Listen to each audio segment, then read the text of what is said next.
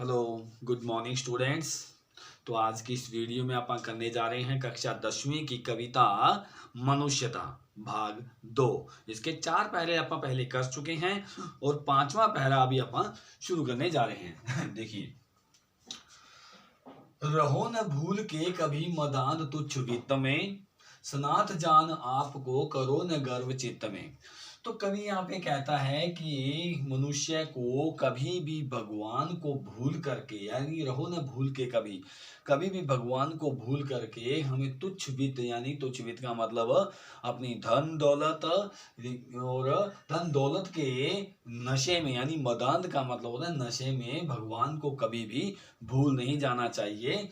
सनाथ जान आपको करो न गर्व चित्त में, यानी कि आप इस बात का कभी घमंड ना करें, यानी कि गर्व चित्त में, अपने मन में कभी भी इस बात का घमंड ना करें कि आपके साथ भगवान है, आप सनाथ हैं, यानी कि भगवान का सिर्फ आपके ऊपर ही हाथ है। अनाथ कौन है यहाँ, क्योंकि यहाँ पे कोई भी अनाथ नहीं है, सबके ऊपर भगवान की कृपा का हाथ है। त्रिलोकनाथ साथ है। त्रिलोकनाथ का मतलब होता है तीनों लोकों के स्वामी, यानी कि भगवान का जो साथ है वो सबके साथ है। दयालु दीन बंधु के बड़े विशाल हाथ हैं, यानी कि जो परमात्मा है वो दयालु है, वो बंधु दीन बंधु यानी कि गरीबों का बंधु, गरीबों का मित्र है। सबको कुछ ना कुछ वो देते रहते हैं, इसलिए उनके बहुत बड़े बड़े विशाल हाथ हैं जो लोगों की भलाई के लिए उठते रहते हैं। अतीव भाग्यहीन है अधीर भाव जो करे, यानी कि वो मनुष्य, अतीव का मतलब बहुत, अत्यंत बहुत ज्यादा, मतलब वो मनुष्य बहुत ही भाग्यहीन है जो भगवान पर अविश्वास करके अधीर हो उठता है। इसलिए वही मनुष्य है कि जो मनुष्य के लिए मरे। कवि कहता है कि वही मानव इस दुनियावी संसार में अमर है जो मनुष्य मनुष्य के लिए काम आए, या मनुष्य मनुष्य के लिए परोपकार करे। 6 वाला पहला देखिए, अनंत अंतरिक्ष में अनंत देव है खड़े, समक्ष ही स्वभाव जो बढ़ा रहे बड़े बड़े। कवि यहाँ पे कहता है कि अनंत अंतरिक्ष, अनंत अंतरिक्ष का मतलब होता है बहुत विशाल आकाश। कहता है कि जो मनुष्य परोपकारी होता है, जो दूसरों की भलाई के लिए सोचता रहता है, इस अनंत अंतरिक्ष में, इस विशाल वृक्ष में जो बड़े बड़े देव हैं, अनंत देव, जो बड़े बड़े जो देवता हैं, उसके लिए, उसके स्वागत के लिए खड़े रहते हैं। समक्ष ही स्वभाहु, यानी समक्ष ही स्वभाहु, उसके सामने ही स्वबाहु, अपनी अपनी जो बाहें फैला करके, अब बड़े बड़े हाथ फैला करके उसके स्वागत के लिए खड़े रहते हैं। प्रस्प्रालंब से उठो तथा बढ़ो सभी, अभी अमर्त्य अंक में अपंक हो चढ़ो सभी। कवि कहता है कि प्रस्प्रालंब का मतलब होता है एक दूसरे के लिए परोपकार करना, एक दूसरे के लिए भलाई करने के लिए आप उठो और आगे बढ़ते रहो।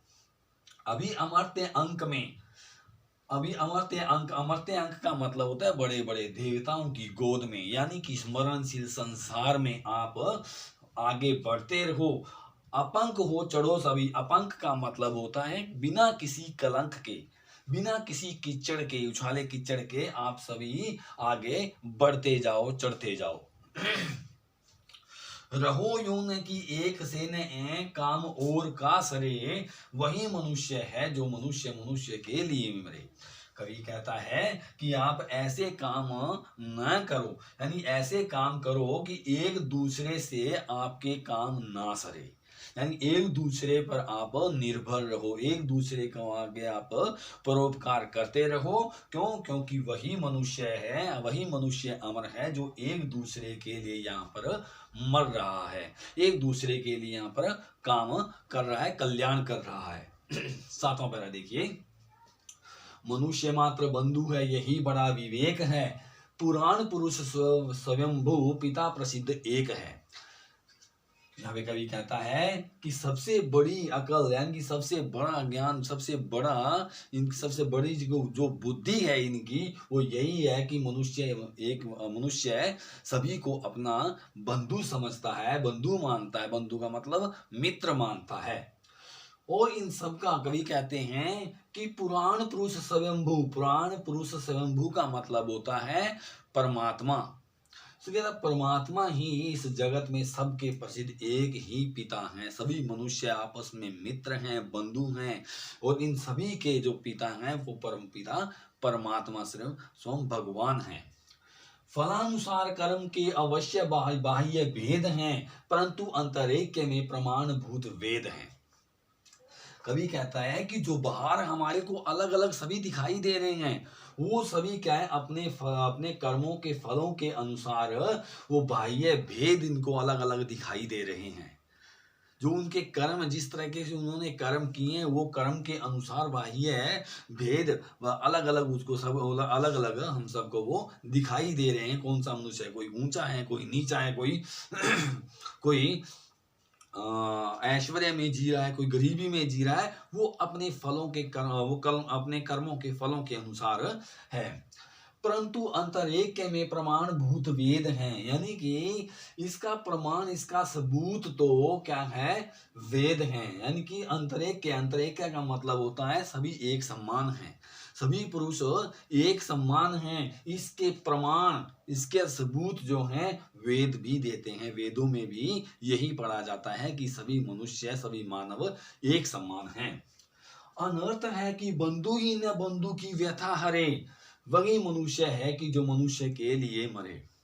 कवि ये कहता है कि सबसे बड़ा अनर्थ तो ये हो जाता है कि बंधु ही बंधु, यानी बंधु का मतलब जो एक मित्र दूसरे मित्र के संकटों में काम ना आए, तो ये सबसे बड़ा अनर्थ हो जाता है। क्यों? क्योंकि वही मनुष्य अमर हो जाता है, वही मनुष्य काम आता है जो एक दूसरे के लिए मरता है, एक दूसरे के लिए काम करे या कल्याण भलाई का काम करे। 8वां पैरा देखिए।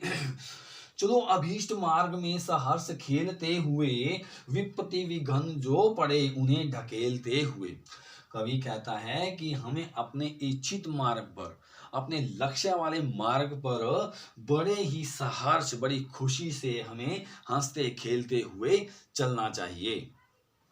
और उस रास्ते में हमारे को अनेकों प्रकार की कोई विघ्न, विपत्ति, कठिनाइयां और ऐसा कोई संघर्ष जो करना पड़े तो उन्हें ढकेलते हुए, यानी कि उनका सामना करते हुए, मुकाबला करते हुए उस मार्ग पर बेहिचक चलना चाहिए। घटे न हेल मेल, हाँ बढ़े न भिन्नता कभी। कभी कहता है कि हमारा हेल मेल का मतलब होता है हमारा मेल जोल कभी भी घट ना जाए, और उस मार्ग पर चलते हुए हमें किसी प्रकार की कोई भिन्नता, हमारे में कोई ऊंच नीच का भेदभाव कभी भी ना आ जाए।